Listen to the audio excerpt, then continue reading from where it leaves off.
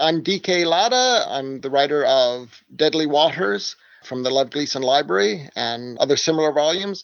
And you're listening to the True North Country Comics Podcast.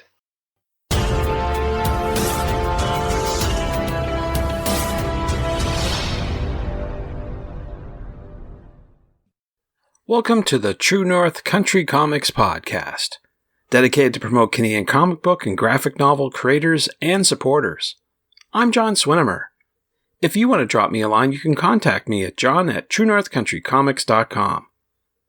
On this episode, I chat with DK Latta about writing novels for Lev Gleason Library. This podcast is available on Apple Podcasts, Google Podcasts, and YouTube. If you want to help the site and the podcast, please consider supporting the effort by chipping in at ko-fi.com/True North Country Comics. Your patronage is greatly appreciated. Based in Ontario, DK Latta, who has also occasionally written as A.L. Godfrey, Doc R.B. Danby, Belinda Ann Ferryman, and probably one or two others, has been writing fiction and non-fiction on and off for a decade. His writings appearing in magazines, webzines, Huffington Post Canada, and his own websites. His fiction is mostly in science fiction and fantasy, and his non-fiction has been mostly focused on Canadian film and television, with a focus on issues surrounding cultural identity and representation, with a side helping of opining on comic books and science fiction. Recently, he's written pulpy short novels for comic houses Lev Gleason Library, using some of the comic book characters they publish, including Death Takes Center Stage, featuring the Golden Age Daredevil, The Eye of the Needle, featuring the classic Bronze Age Captain Canuck, and Deadly Waters, featuring the Golden Age Silver Streak. The story of Deadly Waters, a Silver Streak novel, goes like this. Fighting armed robbers and performing for charity is all in a day's work for the superhero speedster Silver Streak and his sidekick Wiz. So what is a superhero to do when a giant creature inexplicably appears in the middle of Midtown, not to mention an alluring new neighbor moving in next door? To solve these mysteries, Silver Streak joins forces with an eccentric professor and his motley expedition to search for the creature's rumored home, somewhere out on the vastness of the chilly Hudson Bay. But Silver Streak's party isn't the only one searching for answers, nor is the creature the only secret awaiting them upon these deadly waters. And so, without further ado, here's my chat with DK Latta about writing novels for Lev Gleason Library. So, DK Latta, thank you very much for taking time to chat with me. Well, thank you. I appreciate it. I appreciate your time. Before we get started with all the questions, though, I want to ask you, if you remember, what was the first comic book that you read?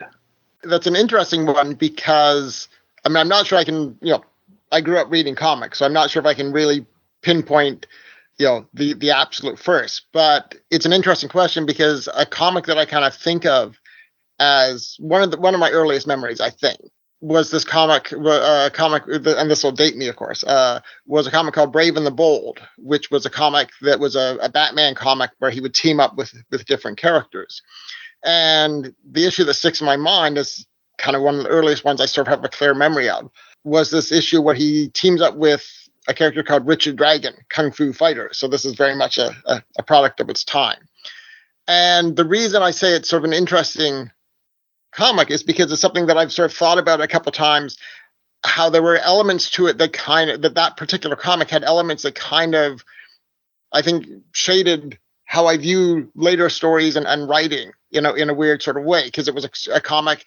Just a few things about the story. It had a kind of, bittersweet ending. It had, the idea of a villain who has a code of honor and all these kind of themes that sort of I associate often with comic books, perhaps more so than other genres or superheroes.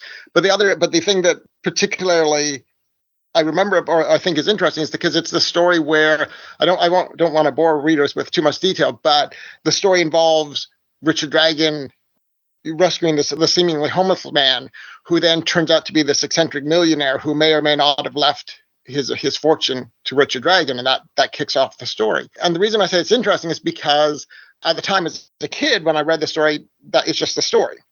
A few years later, then I became aware of what I guess you would sort of be known as the Howard Hughes Melvin Dunbar case, which was this guy claimed that he had met Howard Hughes as this kind of shabby, homeless-looking guy, and who then put him in his will. And the reason I say this is, to me, is fascinating looking back on the arc of my interest in storytelling, is to realize, so the writer Bob Haney was crafting the story kind of riffing on the zeitgeist, right? So he's writing the story that was kind of drawing upon things that were going on in the world, even as it's this story about superheroes and supervillains and stuff like that. And this is something that I've kind of been fascinated with later in my life, and particularly with superheroes, about how you use the fantasy, but you also marry it with the real world and real events, and the popular entertainment can kind of reflect its time and its era in a way that, so that you can kind of look back at stories like that and say, this was reflecting something that was going on at the time. Right. Definitely Brave and Bold was a good inspiration. I remember reading those books off the spinner rack, but I'm wondering who or what inspires you to create today? That's an interesting question. I mean, I think a lot of it is just the cumulative stuff. Like, I don't know if there's any, like, if you mean in terms of contemporary writers or artists, I don't know if there's anyone in particular that's kind of my influence now. I think it's kind of, as I say, cumulative. It's I might be inspired by a TV show or a book or whatever, but I'm still, inspired by I think a lot of us, you reach a point where a lot of your main influences are still the ones you had when you were younger, because that's when you were your formative years. Right. Sure. Makes sense. So I want to get right to the point here in our conversation. You're a writer, but your focus is on novels instead of comic books. That's a little bit different from the people who I normally talk to on the podcast. So I wonder if you could talk to me a little bit about that, explain, what that's all about as a writer of novels focused on comic book characters as opposed to a comic book per se. Okay, well, I guess, I mean, the backstory is that, I write, I've tried to write fiction. I write short stories. I've had short stories published, science fiction, fantasy, stuff like that over the years, just in a occasional way. But I've always been interested in superheroes. I grew up, as I said, reading superheroes.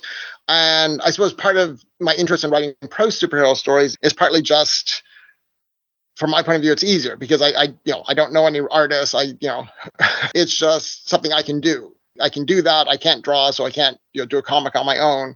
The pro stuff I've been doing recently, in a sense, it started, I guess I'd written one or two superhero themed stories over the years, but I think that there was a anthology, probably might even be almost 10 years ago now, I don't know, called Masked Mosaic, Canadian Super Stories, which was a collection of pro superhero stories.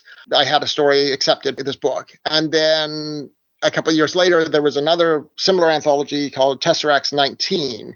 Tesseract is this annual Canadian science fiction anthology, and every year it's a different theme. So this year it was Superhero Universe. I'd been going through kind of a dry spell, but I ended up kind of writing a few stories to try submitting to that, and I managed to have a story accepted in that as well. And by that point, I started kind of thinking maybe this would be a fun thing to do, just as, if only as a writing exercise.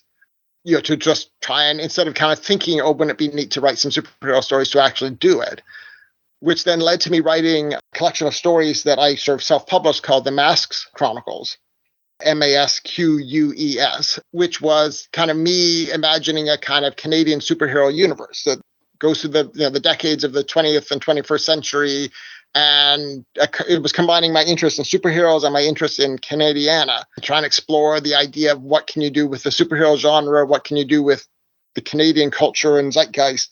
And, anyway, so I did that. Around that time, then what I guess was still Chapter House at that time, this Canadian comic book publisher, who had made an ad or whatever saying that they were looking for people might be interested in trying to write Captain Canuck novels. Mm-hmm. Captain Canuck being, of course, sort of the iconic Canadian superhero. And so I just kind of decided to try that just for fun. Again, more just to see if I could do it. And I submitted it. There was some talk with Chapter House at the time, both about the Captain Canuck thing and about maybe them even publishing my Mask Chronicles. That never really went anywhere. I think there'd been stuff going on behind the scenes and change of publishers and stuff like that. So that all kind of went away. But then what happened is that I know a couple of years later, I get this email from the new Comic House, which is what Chapter House became, an editor there saying they were looking to get back into doing the prose stuff. And I was basically invited to try and write some prose novels for them using some of the characters they had, such as Captain Canuck and some Golden Age American characters from the Lev Gleason line that they had recently been trying to revive. And so that kind of is what led to me doing the prose superhero stuff. So I don't exclusively write that stuff, but it's definitely scratching an itch I've always had, particularly because the way these Lev Gleason library books are done is they specifically, the mandate was they wanted kind of short novels, 150, 200 pages, pulpy adventure stories. The template I was thinking about was the old, I guess what you would call the hero pulps from the 30s and 40s and 50s, Doc Savage, right. The Shadow, and stuff like that, which, I read, I mean, obviously I'm not that old, but, I read reprints of them when I was younger. And I remember literally thinking at the time, oh, this would be such a cool job to have, to write those sorts of books, just because I think the novella, short novel format is a good length for that kind of story, for trying to tell, and to sort of see if you could tell fast-paced adventure stories. Anyway, so I sort of fell into doing this, but it's something that kind of draws upon a lot of things I'd been interested in throughout my life in terms of writing and creativity and stuff. Very good. What's the latest book that you've written for the Lev Gleason Library? So I guess the most recent one that came out is a book called Deadly Waters, featuring a character called Silverstreak. Because at this point, they've published, I did a Captain Canuck novel called The Eye of the Needle, a book featuring the Golden Age Daredevil. So this isn't to be confused with the Marvel character. This is an older character, called Death Takes Center Stage. And then the most recent book is Deadly Waters, starring Silverstreak. So and it was sort of interesting because both the Golden Age Daredevil and Captain Canuck are kind of, they're limited in their superpower idea, right? The Daredevil's basically just, a Batman type. Captain Canuck is sort of like Captain America in that he's a little bit stronger, faster. Whereas Silverstreak is, he's, what you call a speedster in the comics. He's got superpowers. And so it was kind of fun. This was kind of the first time of these novels I'm trying to write something where I'm kind of really leaning into that kind of over-the-top action and coming up with, interesting stunts and adventures. The whole thing I'm trying to do with these books is, trying to tell these kind of fast-paced twist stories, because that's something I like as a reader, as a viewer of movies. I like stories that are full of mystery and intrigue and all that. And, so I'm definitely trying with these books to create stories that hopefully are, keeping the readers on the edge of their seat, because you don't really know where it's headed. There's twists and turns. And so with the Silverstreak book, then it's set during the 1940s, and he ends up, there's mysterious people with hidden agendas, and there are Nazis, and there's a lake monster, and the story ends up with him and an eccentric professor going off to the Hudson Bay, looking for a mysterious sea monster, and the twists and turns that arise from that. Oh, okay. So is it fair to say that your books are novelizations of existing comic books or comic book stories? No. I'm using these characters, the pre-existing characters, but the plots and the stories are all original to me. And even with the characters, because with Captain Canuck, he's a character that has sort of been reinvented a few times in the comics. So the version I was using is, what I think of sort of the original Captain Canuck, the version that was done in the 70s. With Daredevil and Silverstreak, then I'm basically using the characters from the 1940s, but I'm putting a bit of my spin on them, because I was given a certain latitude in terms of how I could interpret them. I'm trying to stick fairly close to the comics, but they are kind of my version of the characters, and the plots are definitely original to me. Sure. Do you ever go back to any of the creators to compare notes about the character or perhaps direction at all? I haven't. With Lev Gleason, I'm gonna guess anyone who was associated with that was probably passed on. And with Captain Canuck, I haven't talked to Richard Comley or George Freeman or anyone like that. I guess partly because I sort of figure, I grew up reading the comics. I have enough of a sense, hopefully. Sort of a little bit of trivia is that I actually set up a Captain Canuck sort of fan page, I guess you would call it, back in the day on the internet. It's back when people were first getting into the internet, and everyone was creating their little web pages and stuff like that. And so, the thing is when I'm writing my Captain Canuck novel, I'm a guy who's thought a lot about Captain Canuck over the years, more so than maybe I should have, But so, hopefully I've done it justice. Yeah, absolutely. I remember, I forget the name of it now, but I was amazed when I first found a novel with Batman as a character. I forget which title it was, but I'm going, because typically when we were growing up, and not the case today, comics were considered, child's play. And whereas a novel was something of a little more high caliber. To see that comic book character in a novel was just outstanding for me. So I had to buy that. And to me personally, I believe the novelization or novels, is an extrapolation. You get to read more about that character than can ever be sort of written about on the page. You're limited to those tiny panels, maybe 28 pages. Whereas a novel, you can expand the character and know a little bit more about their inner thoughts and do more with them. So that's how I see the novel as a great companion to comic books. I don't know if you feel it's the same way. Well, definitely. I mean, the interesting thing about that is how, over the years, there have been different experiments and forays with doing pro superhero stories, both in terms of people creating their own, but also, as you say, using the sort of the existing IPs or whatever the term is people use, Batman or Spider-Man or whatever. And there being sort of different eras. And so it's always kind of interesting if you read some of those books, kind of how the different editorial regimes, the different writers kind of approach them different ways. Like you'll read one novel and it kind of feels like it's basically sort of a young adult, juvenile novel, and then you read somebody else and they're obviously seen as being, okay, this is their chance to do a kind of gritty, adult version of the character. And as you say, you can be a lot more introspective and, explore different aspects of the character. Part of what I've been trying to do, and whether I've succeeded or not, I'm still, unfortunately, I still haven't gotten that much feedback in terms of seeing reviews or online comments. So I'm still, I don't know how well this is going over, but that, funnily enough, one of the things I was trying to do with my books was, I'm definitely, they're books, right? And you're doing the introspection and all that kind of stuff.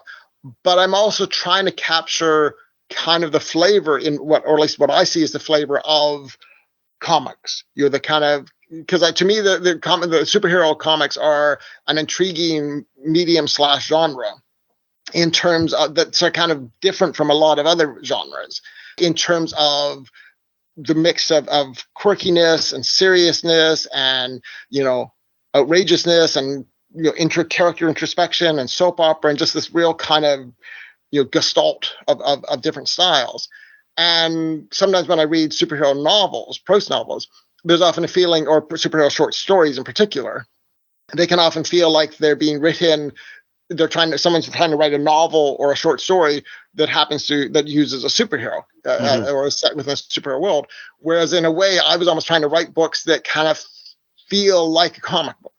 Right. Like in terms of mixing that kind of, the quirky descriptions and witty asides and wacky ideas, but at the same time taking it seriously enough that you care about the characters and so as that, whether or not I've done that or not, but in a way that was kind of my goal, to sort of write books that kind of almost feel that maybe, a year later someone would think back on one of my books and say, was that a book or was that a comic book? I can't really remember it. I mean, you've written a lot of books. I'm wondering how you be promoting them. Do you have any plans to attend any conventions or festivals?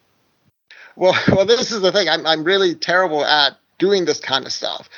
So that's why I'm happy to be talking to you, because this is sort of me beginning the process of realizing, the books don't just sell themselves, and so that I'm going to try, hopefully try and do sort of see if I can maybe find some places that are interested in doing interviews and stuff and go from there. At this point, I haven't done any conventions. And I'm part of the issue also, as I said, is that I'm still, I'm just hoping to sort of get a sense of how people respond who have read the books. Because I've come across a couple of spots where, I've seen 4 and 5 star reviews and stuff. So some people do seem to like them, but I'm not getting enough of a sense of written reviews or whatever of, because when you're working in a kind of what you could call a commercial art form, you're writing what you want to write, but you also want to see how people respond to it. You want to get a sense of, okay, well, what works, what doesn't work, what are people enjoying, what are people not enjoying.